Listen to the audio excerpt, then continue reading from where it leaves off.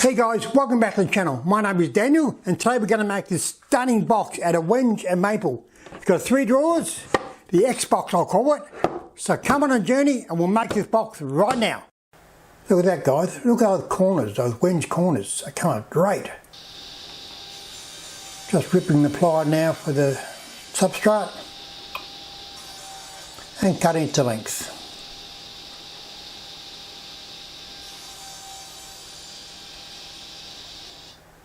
And pinning the drill runners on with the pin gun and putting the box together with the nail gun.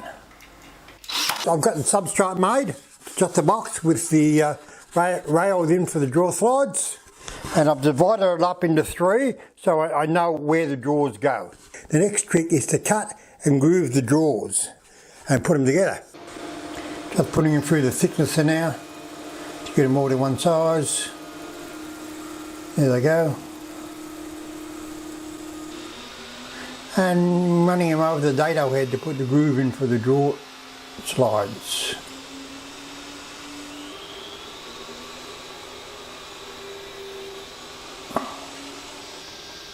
And running them over my table saw. The joys of having a workshop in the suburbs. Lawnmower engines and dogs. Anyway, I'll live. I've cut all the drawers to length and height now. And I'll put the groove in for the bottom. And I'm just going to pin them together with the pin gun. As you know on this channel, I don't do dovetails. Yeah, I might get some hate mail for that, but anyway, I'll live with it. And yeah, so I'll pin them together with the glue and the pin gun now. And putting a bit of glue on the drawers. And pinning them together with the 23 gauge pin gun. There you go. I've got the drawer box all finished there, ready to glue the timber on and do the drawer fronts.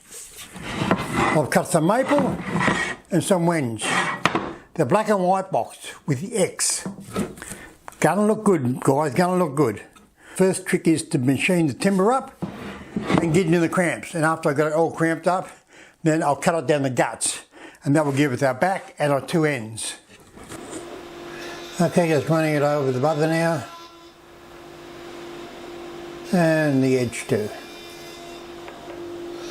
There you go, the wenge. Look at the colour of that, guys. Look at the colour of that. And through the thickness as they go. One white, one black. And cutting them on the table saw now.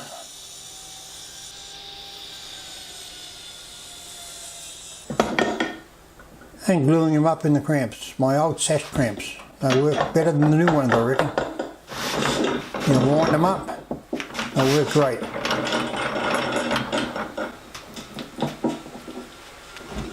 And a couple of little cramps on top. And through the sand now.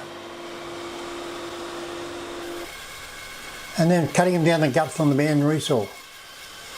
Just take your time. There they go. As you see, I've taken them out of the cramps and I've cut them down the guts, sand on one side. Because they get glued to the substrate, they don't have to be thick. So the substrate's going to hold them together. So that's why I can cut them down the guts and get 2 pieces out of them. But the bloody timber's bloody so expensive. To save money wherever I can. The thickness and we'll clean them up and we'll keep them as thick as possible. Okay, through the thickness as they go. Just to clean them up, here to go ahead and thicknesser. And over the bother now to get them to the right height. Buzz one side, then buzz the other side.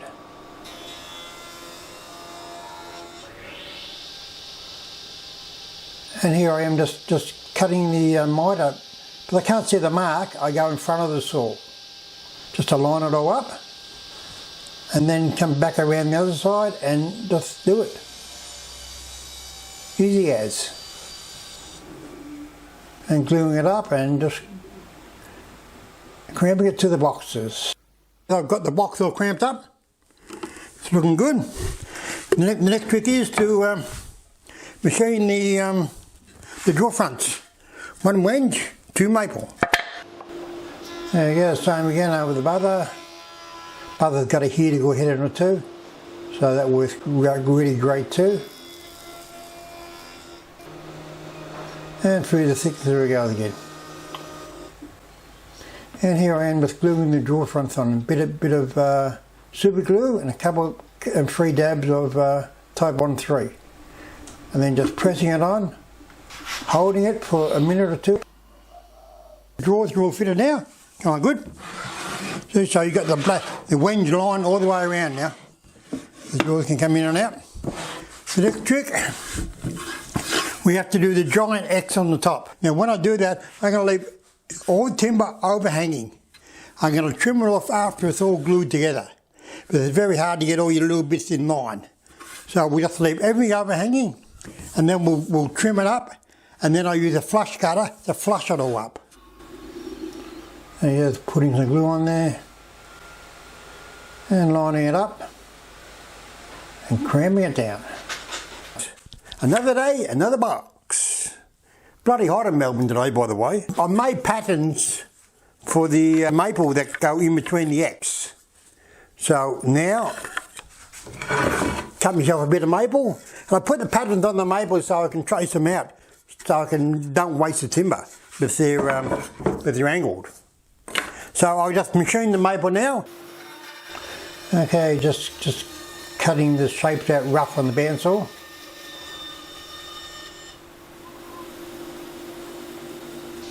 And then cutting them straight on the table saw so they fit. There they go, all fitted up. All glued in through cramps. We're getting there now. The top's all glued on. We're just going to trim it to size, and then we're going to round over all the edges. I'll put the handles on the drawers now. So all we're going to do is to trim the top down, sand it up, and round over all the edges and the polish. Yay! Okay, just trimming it all up now. I've also put legs on it, as you see. Some wenge legs. And then flushing it up with the flush cutter. And putting a half round on it now. So it's very tactile.